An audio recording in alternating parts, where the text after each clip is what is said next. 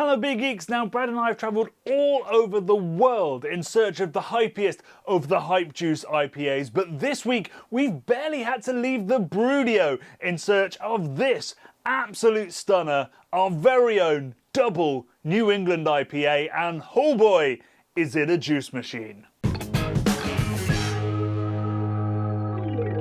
Limey! So Bradley. Yes. For this week's homebrew, we're going full hype. Yeah, we're gonna have people queuing round the Brudio, round the block after we've produced this beer. Don't give out your personal details on the internet, I probably shouldn't. No. So we're brewing a New England double IPA, the beer that pretty much defines modern craft now. If you want to be a modern brewer, you need a New England double IPA, basically at this point, for better or for worse. If you want to be in the cool gang, yeah, we're talking New England double. Yeah, and that's what we're hopefully going to join after between 35 and 39 years of not being in the cool gang. This is our moment to shine. We're going to try some beers from our favourite producers of the New England double IPA. If you could perfect the New England double IPA, what would you give it? An absolute juice bomb. You stick your nose in it, and you feel like you're at the breakfast buffet and you're just going straight for the juice. Yeah. Best way to start the day, Johnny. But with freshly squeezed, juicy aroma. That's it. That's what you're saying. Piffier the better, mate. Right. So, I agree. Yes. We're going to get some juice. I mean, we're going to be using Citra and or Mosaic at some point. Has to. We have to. It's an iconic duo. But, you know, if we just make something that's a Citra Mosaic double IPA, the best that people will be able to say about it is, yeah, that tastes like another New England double IPA, which would be a compliment because that's an achievement on a small scale. Yeah. But to me, that's not what I want to do. What I want to do is make people taste it and go, huh, that tastes a little bit different to your classic New England double IPA, while still being all out juice. So we want to kind of deviate from the sort of the qualities that we love in New England IPA and amp some of them up, but like bring out different unique little turnings as we go along the way. Yeah. Now this beer from Cloudwater has a hop I've always loved, and I've been musing about using it. Oh. So there's like a sort of like a citrusy thing, but it's more like a limey citrus rather than like a lemony citrus. Lemon or grapefruit, yeah. Yeah. I don't know why. Well, I can tell you why. Go on. Because it's got Motueka in it. Oh, okay, Motueka. Yeah. So it's a New Zealand hop. It's an ancestor of SARS. Right. So it's got lovely low alpha, lovely floral character, including lemons and limes is what it's known for producing. Amazing. And I think that something like that could be really, really great for adding nuance to, you know, the very sweet, kind of full, overripe, juicy mango vibes. Yes. We cut through it with some lime zest. Some lime acidity. Yeah. To try and it will help with the drinkability. Yeah. It will help with the aroma, making it more complex, and it will also help with us getting more hop character in there with low amounts of bittering oils, bittering acids. Mate, if lime can improve the taste of Corona, then I'm sure lime in Motueka can improve what we're working on here, which is going to be a beautiful thing. Can always rely on you to cheapen something. With a clear idea in mind, it's time to pick a brewery to collaborate with. We need one that doesn't just have a global reputation for making great double New England IPAs, but one that's tried every way of making them to give us the best advice. Happily, the UK's home to one of the world's best hazy IPA brewers, and one that made its name with a series of beers that pushed the boundaries of what was even possible with the style. Meet brewer Caitlin and founder Paul of Cloudwater.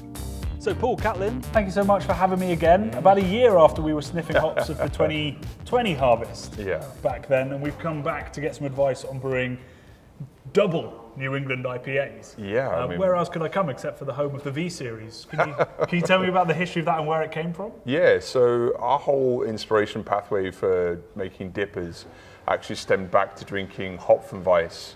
It was a collaboration between Schneider and Son and Brooklyn, and it just blew our minds. Like, wait, you can get yeast back into hoppy beer and it's going to do something fun and memorable. So we went on this whole journey, starting off with very clean typical kind of yeast of the time. Everyone was using USO5 back then, or SO4, largely yeasts that don't really show up in the aroma of beer.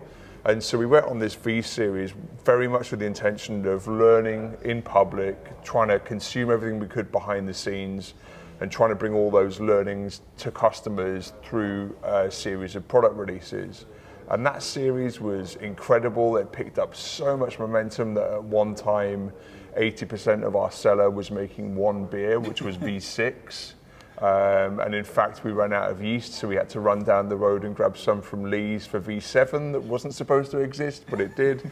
So it was a really, really fun series, but ultimately, we didn't end up feeling like we could stay honest to the intention of that program, which was constant innovation and learning through releases, because the demand just blew up so much that we had to release monthly, and it took us 4 weeks to make the beer.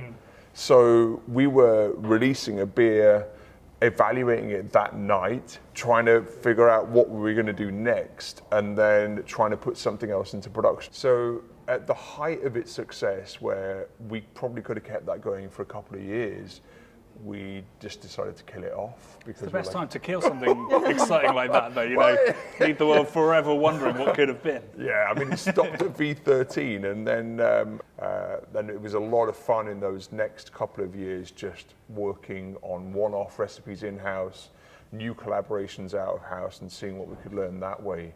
Which ultimately leads us to the glass that we've got in front of us. This is OG Chubbles. This is pre-lunch as well. So. Yeah. Oh, yeah. Dried mango is what I get from that. It's beautiful. It just throws out this really rich, very broad fruit characteristic, and depending on what you've drank before, which, I mean, for us is nothing yet. This is the first thing. I don't know, Caitlin might have had a swig earlier on. I actually did, yeah. Yeah, I often get like very, very overripe melon. I often get a little bit of pineapple in it. But yeah, mango comes out in abundance. So talk me through the technicalities of brewing a beer this big but this drinkable, because, you know, to me that tastes, you know, very sweet. Does it have a high FG? It also tastes very bitter, but it's sort of a soft tingle. Is that sort of a dry hop bitterness more than a kettle bitterness? On the malt bill, which is obviously the main factor in producing something that has this kind of body, it's pretty heavy on the protein malts, which is, I'd say, pretty classic for a lot of the beer that we're producing. Mm-hmm. So lots of oat, lots of wheat. The really important thing is without something that feels full and rich, that fruit flavor is kind of less believable. Mm-hmm. So you need the texture of fruit to be in there in order to really create the sense that aroma, all those tropical fruits that we can mention, they all have quite a sort of rich and voluptuous texture. Yeah. When we talk about juice, it's not just the aroma and the flavour, it is also very much the texture. It has to be the texture of it. So when we're getting to final gravity, am I going to have to, you know, mash in a certain way to get a higher gravity, or is that all perceived sweetness that I'm tasting? You definitely have to mash in a certain way to get a higher final gravity. And for, again, beers like this, it's a lot of what we do, but especially for a beer like Chubbles, we're looking at a really high mash temperature as well. Which will leave behind kind of a lot of unfermentable sugar, which really gives you that kind of lovely, thick kind of the opposite body to the way that traditionally big beers are made, where you mash them very low and get as much. Yeah, exactly. So you mentioned it a bit earlier that this has a really high hopping rate. So obviously, by going into the realm of doubles, we're going to have a lot more alcohol to compete with, a lot more malt kind of complexities. What grams per litre are we talking with these dry hops? And is there any kind of new techniques you use when you're that higher up compared to a single IPA? Yeah, so I think that realistically, the minimum that you would probably find in the marketplace might be around about 14 grams per litre, and you might find if that's a beer that's been made with a really aromatic yeast, you might still find that a deeply pleasurable beer to drink. We're going to typically be around more like the 24 grams a litre. And that's become a bit of a norm for us, but again, it depends on the varietal, because some varietals are so powerful and some varietals are kind of spiky. Like the Galaxy that we've got in here. Galaxy, I was just going to say, this Galaxy, that's part of the reason it has got that kind of bitterness, which Nettle stands finish up to it, against yeah, it. yeah. Yeah. And I think that, so I think it depends on the varietal, but chiefly I would say if you're below 16, 18 grams a litre, you're definitely not looking to try and make a high impact double IPA. You're probably looking to make a delicious double IPA, but you're not going to make one that's got this kind of like bursting aromatic quality to it. It's diminishing returns, so Yeah. you know there's only so much that you can, and we've been all the way to 48 grams a litre. I mean, so I know that it's diminishing What that returns. tank from looks expe- like, oh, Jesus, yeah, just yeah. obliterated. It was just entirely green on the inside. So we talked about the quantities of it. It would be great to have a chat about some varieties. You guys, Yeah. I guess, have smelled some of the new harvest and the stuff that we're going to be using. Maybe you've got some varieties you're really excited about. And Kaylin, you have brought a hop and a beer that you want us to try, and maybe we'd use this one for the beer. Yeah, so this is Motueka. It's a hop that we have used quite a lot over the past year. Oh, yeah. One of the kind of signature characteristics, I guess, of a lot of the kind of the dippers that we're brewing of this style would be the use of New Zealand hops. Yeah. So compared with the American hops, I think we talked about this last time, but compared with the American hops, they just have some really interesting kind of flavors and aromas, very much like stone fruits. Motueka in particular, we were saying kind of lemon, lime. This is definitely a recipe that we love, keep returning to. It's bright. Maybe I think it's probably a bit on the lighter end of the spectrum compared to what we came from with that troubles. Definitely feels drier, and Yeah. it definitely, Yeah. like when we make this beer, and whenever I make an IPA, I'm always really interested in, like, I love to play with the classic Citra Mosaic, Simcoe, but I always like to put in a third hop that isn't so subjective. It's like people put their noses in, and hopefully everybody says, oh, there's a bit of lime, pineapple or something in there. Yes. And maybe Motueka's a really nice way of doing that with our double, because hopefully, like, I definitely get lime peel in that, Yeah. for sure. Yeah, and totally. that'd be really nice to And you get like the strange thing about Motueka as well, like on the aftertaste, where there is this slight sort of upsurge in dry hop sort of bitterness and pepperiness. There's also a bit of acidity that starts to be like, wait, am I like getting some lime acidity? Mm-hmm. And it really plays tricks on you because that lime aroma is so powerful. You are getting something that mimics acidity. It's kind of margarita-esque, like sweet Yeah. and acidic. It's kind of on the bonkers. finish. So the final decision to make, if we're going to put some Motueka in there, we're going to try and create this margarita-esque kind of thing. What hops would play really nicely in creating that, and obviously just with Motueka to start with? Personally, really love Amarillo, just because it's super orangey, and I feel like Totally. could be kind of nice Yeah. with Motueka, because then you actually have got the whole margarita effect where you've got lime, but then a little bit of orange in the background. Pick a couple of hops that are providing you with those really distinct aromatic characteristics and try and sit them on a base of something that is just going to give you a rich, broad flavour. But using margarita as an inspiration, not something I thought I'd walk away thinking from Cloudwater, but that sounds like a really interesting idea. So maybe Brad and I will sit down, we'll come up with that hopping ratio, we'll come up with that grist off of what we've learned, Yep. and then we'll send you a bottle of oxidized homebrew. No, of delicious, Can't wait to try it. delicious double New England IPA. Yeah.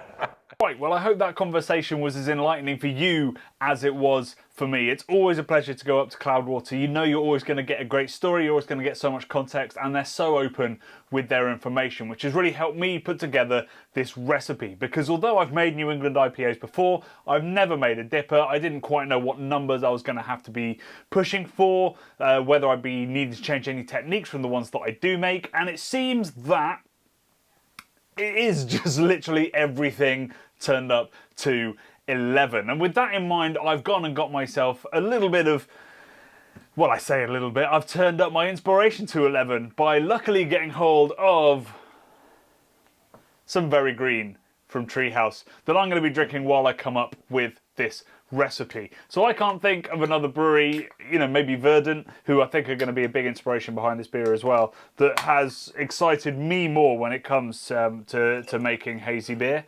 And I think that of all the dippers in the world, this is one of my favourites and one that I'd be very proud to come even within the ballpark of. Yeah, overripe tropical fruit.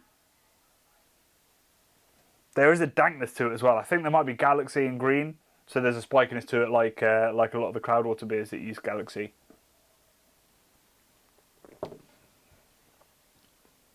Oh, just delicious, clean, jammy, mango chutney-esque, like there's a little bit of spiciness from that Galaxy. Just unreal. So let's talk about this. I mean, I'm going to be aiming for a beer that looks a lot like this. So I'm going to be taking the grist from my New England IPA recipe, which is based on Even Sharks Need Water by Verdant, which we did a video with. You can see it up here.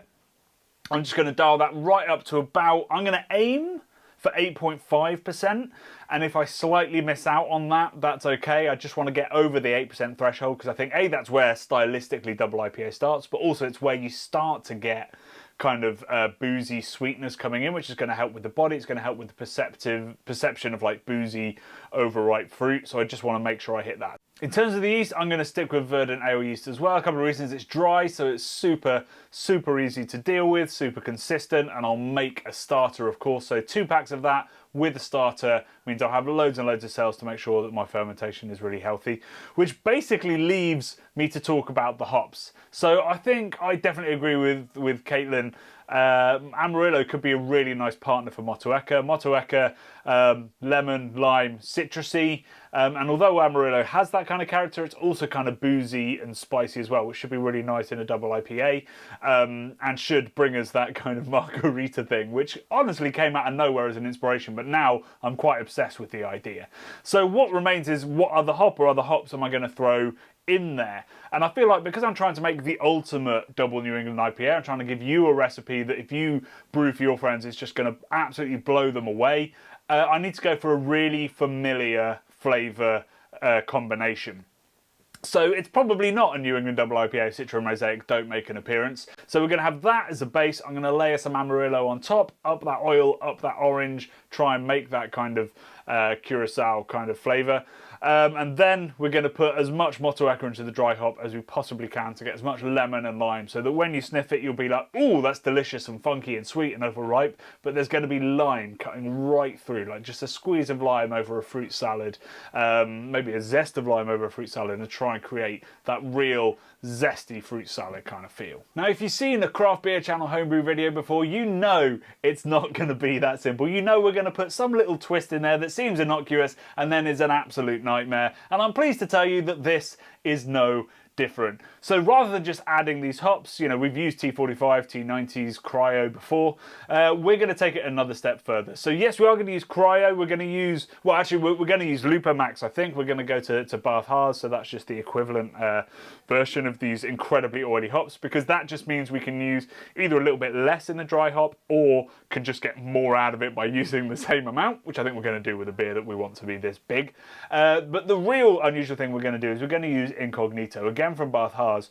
And these are incredible little hop extracts. So they're literally just goopy oil, supposedly incredibly sticky. And what we're going to use those for is for the whirlpool. And they're specifically designed for that moment in the brew. And what it means is we don't clog all of our equipment with loads and loads of hop pellet material. It means that we can just add these beautiful hop extracts that have absolutely zero green hop matter in them and pure oil. So we're going to get all of the flavour, none of the clogging, none of the loss, like the trub in going to the fermenter, so it's much more efficient. Because otherwise, with the amount of hops we're going to be adding, we'd lose so much beer, so much wort, rather, that it would make this beer that's already incredibly inefficient, as we talked about at Cloudwater, even more inefficient. So we're going to fix that with some Incognito, which I've never used before, and we're going to fix that with some Lupomax to get the absolute most beer we can, as well as the absolute most out of this beer that we can. So a bit of research, I'm going to write that on the Grainfather app. Obviously we're going to share the recipe, but otherwise put in all that order with Malt Miller and it's brew day.